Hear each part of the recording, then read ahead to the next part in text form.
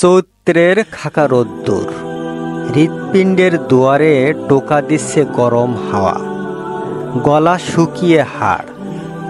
Main রাস্তার ধারে filter থেকে শিশুরা গলায় পানি ঢেলে হৃদয়কে তৃপ্ত করছে, পারছে না বড়রা।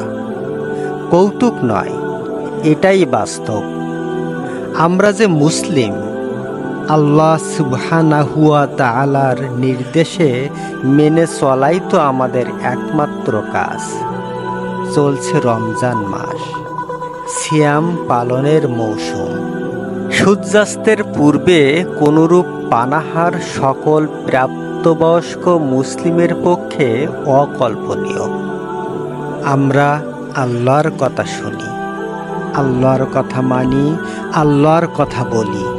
আমরা মুসলিম।